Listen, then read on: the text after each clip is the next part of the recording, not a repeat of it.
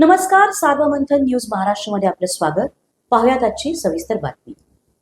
शाळकरी मुलांनी आमच्या मुलीचे फोटो काढले या संशयावरून 2 तरुणांनी शाळेच्या बसमध्ये घुसून विद्यार्थ्यांना मारहाण केल्याची धक्कादायक घटना शिवारातील लाख समय्या फार्मजवळ घडली आहे.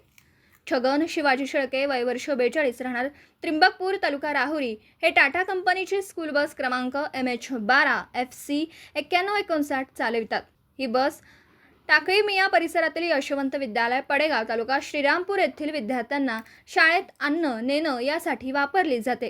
17 सप्टेंबर रोजी सायंकाळी 5:30च्या सुमारास शेळके 30 ते 35 विद्यार्थी घेऊन परत येत असताना लाख दरडगाव शिवारात लाख समय्या फार्मजवळ 2 इसमांनी, एक गणेश काळे राहणार दरडगाव, 2 नारायण खाडे राहणार लाख, त्यांच्या मोटारसायकली रस्त्यात आडव्या लावून बस थांबवली.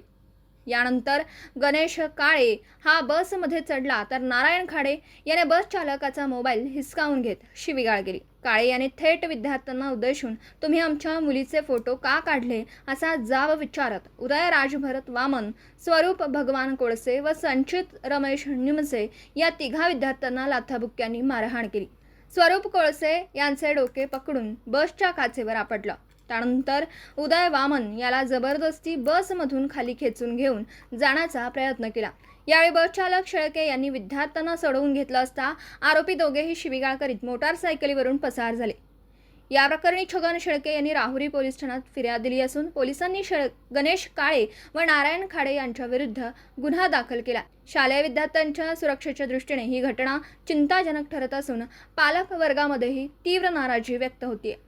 तर या घटनेचा तपास पोलीस निरीक्षक संजय ठेंगे यांच्या मार्गदर्शनाखाली सुरू असून तात्काळ या आरोपींना अटक न केल्यास पालक वर्ग आक्रमक भूमिका घेणार असल्याचं समजतं.